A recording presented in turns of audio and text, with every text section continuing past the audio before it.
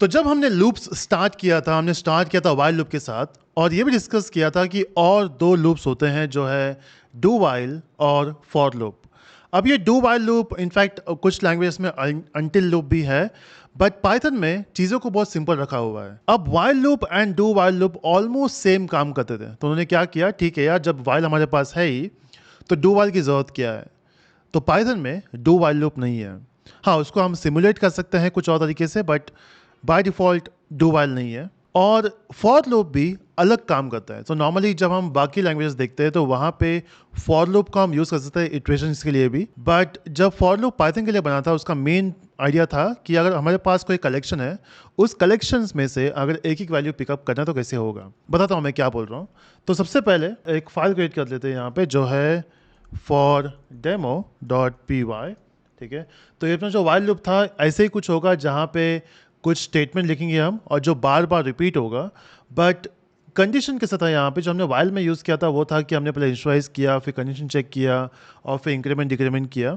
हाँ, हमेशा ये इंक्रीमेंट ही नहीं होगा, कभी कभी हो सकता है कि हम कोई कैरेक्टर पिकअप कर रहे हैं फाइल में से, तो बस जब तक फाइल में से डेटा आ रहा है तब तक हम उसको प्रिंट कर सकते हैं या फिर जो भी काम करना है। बट फॉर लूप का थोड़ा आइडिया अलग है। फॉर लूप में कैसे होता है, अगर हमारे पास कोई यहाँ पे कलेक्शन है, तो एक काम कर देता हूँ, मैं यहाँ पे लिख देता हूँ डेटा। हमारे पास यहाँ पे कोई लिस्ट है और इस लिस्ट में वैल्यू है, लेट्स से एक नंबर है और फिर एक नाम भी है, और मुझे करना चाहिए था, इनफैक्ट मैं इसको यूज़ कर लेता हूँ, ठीक है। और बाद में हम बंद करेंगे कोपायलट, ठीक है। इस ये सब काम में काम आता है Copilot, just to make your work easy. Okay, so अगर हमारे पास ये लिस्ट है यहाँ पे और इस लिस्ट में से मुझे एक एक करके वैल्यू पिकअप करना है, तो कैसे करूँगा। इसको हम ट्राई करते हैं पहले वाइल लूप से। इनफैक्ट इसको हम पहले ट्राई करेंगे डायरेक्ट ऐसे पास करने की। तो हमने इसको प्रिंट कर दिया लेट्स से, और प्रिंट करते वक्त डेटा स्क्वायर ब्रैकेट, क्योंकि इस तरह से हम वैल्यू पिकअप करते हैं ना, एक एक वैल्यू।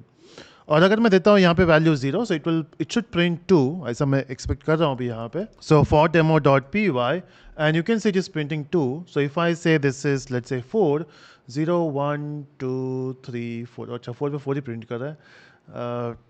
ठीक है, 6 प्रिंट करने की कोशिश करते हैं यहाँ पे, और यहाँ प्रिंट हो गया जावा, जो ये वैल्यू है। ठीक है, तो इस तरह से बेसिकली हम इसको एक एक करके प्रिंट कर सकते हैं। तो ये 6 पे जो इंडेक्स है वो है जावा, जो प्रिंट हो चुका है। तो अगर हमें इसको साथ में सब प्रिंट करना है एक साथ एक ही बार, इनफैक्ट नॉट एक बार बट एक एक करके, बट मुझे बार बार प्रिंट नहीं करना है, तो मैं करूँगा यहाँ पे वाइल लूप। और वाइल लूप में I will check with i, i less than should be okay. तो मुझे नहीं पता कि इसको स्टार्ट कैसे करना है। सबसे पहले तो आई वैल्यू शुड बी 0, क्योंकि इंडेक्स नंबर चालू 0 से होता है। उसके बाद आई का जो इनफैक्ट मुझे लेंथ भी चाहिए होगा, तो इस डेटा का लेंथ चाहिए होगा, तो मैं इसको लिख दूंगा यहाँ पे एन में, n equal to length of data. तो इससे मुझे लेंथ मिल जाएगा और फिर मैं जाऊँगा वहाँ पे लेंथ तक। इनफैक्ट लेंथ तक हमें जाने की ज़रूरत नहीं है, लेंथ के पहले तक जाना है, क्योंकि अगर लेंथ 7 है यहाँ पे, हमें 6 तक जाना है, तो हम इसको यहाँ से इक्वल टू निकाल देंगे, है ना। और फिर इसको प्रिंट को रख देंगे इसके अंदर, और यहाँ पे instead of 6 I will say आई।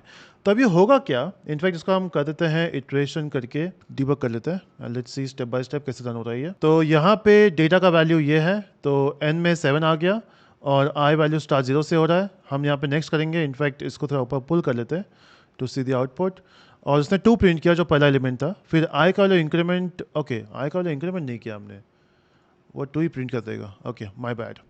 तो यहाँ पे हमें करना है i प्लस इक्वल टू 1, इससे होगा वो इंक्रीमेंट, और वापस से इसको अभी रीरन करते हैं। Okay, let's step over. उसने प्रिंट किया 2, उसके बाद वो जाएगा, आई का वैल्यू इंक्रीमेंट होगा, नवीन प्रिंट होगा, and then loop continues, value increment होते रहेगा। और जैसे ही 7 हो गया वैल्यू, और जैसे ही एन का वैल्यू 7 हो जाएगा, वो बाहर आ जाएगा, होपफुली, हाँ बाहर आ गया। ठीक है, तो इस तरह से बेसिकली वाइल लूप काम करता है। बट अगर हमें सेम चीज़ फॉर लूप में करना होगा, क्योंकि देखो वाइल लूप में ड्रॉबैक ये है कि हमने आई यूज़ किया, हमें उसका लेंथ फाइंड करना है, हम कंडीशन चेक कर रहे हैं और हम उसको इंक्रीमेंट कर रहे हैं, तो ये चीज़ फॉर लूप थोड़ा सिंप्लीफाई कर देता है। तो एक काम करते हैं ना, इसको सेम चीज़ को हम करते हैं फॉर लूप में अभी। अब फॉर लूप कैसे काम करता है, तो फॉर का सिंटैक्स है फॉर, और फॉर बेसिकली क्या करेगा, वो बोलेगा देखो मेरा काम है, अगर आप मुझे बोल रहे हो कि मुझे ये लिस्ट में जाना है, तो मैं जाऊंगा फर्स्ट एलिमेंट पे, वो वैल्यू पिकअप करूंगा और जो वैल्यू तुम्हें दे दूंगा, बाकी तुम्हें जो करना है वो करो। उसके बाद तुम्हें मैं नवीन दूंगा, जो तुम्हें करना है करो। उसके बाद तुम्हें 3.5 दूंगा, जो तुम्हें करना है वो करो।